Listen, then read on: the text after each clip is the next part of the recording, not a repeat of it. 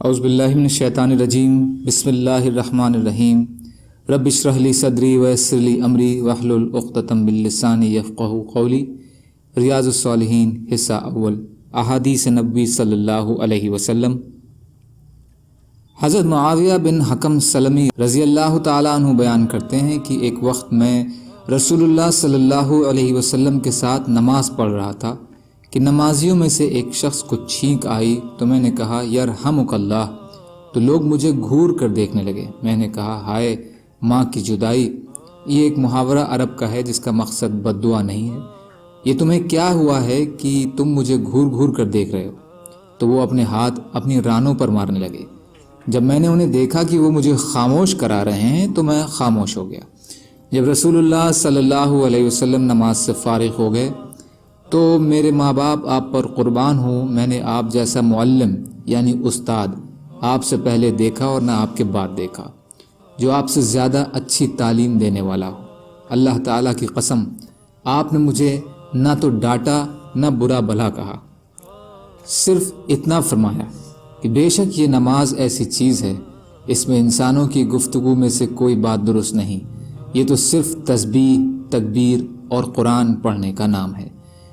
یا جیسے رسول اللہ صلی اللہ علیہ وسلم نے ارشاد فرمایا کہ میں نے عرض کیا یا رسول اللہ، میں زمانہ جاہلیت کے قریب ہوں اور اب اسلام کو لے آیا ہوں، اور ہم میں سے کچھ لوگ نجومیوں کے پاس جاتے ہیں۔ آپ نے ارشاد فرمایا تم ان کے پاس مت جاؤ۔ میں نے کہا اور ہم میں سے کچھ لوگ بدشگنی لیتے ہیں۔ آپ نے فرمایا یہ ایک ایسی چیز ہے جسے وہ اپنے سینوں میں محسوس کرتے ہیں، یعنی دل کے بہلاوے کی بات ہے، یہ ان کو کام سے ہرگز نہ روکے۔ مسلم شریف۔ فائدہ، اس سے یہ معلوم ہوا کہ نماز میں جس طرح کوئی اور بات کرنا منع ہے اسی طرح چھینک کا جواب دینا بھی صحیح نہیں ہے۔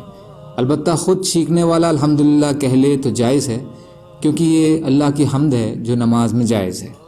دوسرے، اس میں نبی اکرم صلی اللہ علیہ وسلم کی تعلیم و تربیت کا انداز بیان کیا گیا ہے کہ آپ صلی اللہ علیہ وسلم نہایت احسن طریقے سے انجان لوگوں کو دین کی باتیں سمجھاتے اور ان کی لا علمی پر اور کوتاہیوں پر درستی اور کرختگی کا اظہار نہ فرماتے۔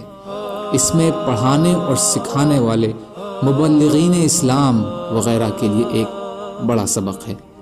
تیسرا، نجومیوں اور آگے کا حالات معلوم کرنے کے لیے ان کے پاس جانے کی مناہی ہے۔ چوتھا، بدشگنی سے بھی آپ صلی اللہ علیہ وسلم نے روکا ہے۔ کہانت اور بدشگنی دونوں جاہلیت میں عام تھیں، اسلام نے آ کر ان کو ختم کیا، لیکن جاہل مسلمانوں میں یہ خرافات اب پھر عام ہو گئی ہے۔ اللہ تعالیٰ ان کو ہدایت دے۔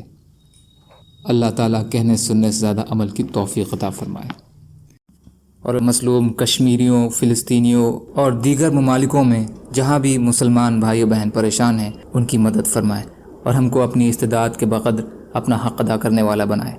آمین۔ سبحان اللہ و بحمدہ، سبحانک اللہم و بحمدک، اشہد ان لا الہ الا انت، استغفرک و اتوب الیک۔ سبحان ربک رب العزت عما یصفون وسلام علی المرسلین والحمد للہ رب العالمین، برحمتک یا ارحم الراحمین۔ لا الہ الا اللہ محمد رسول اللہ۔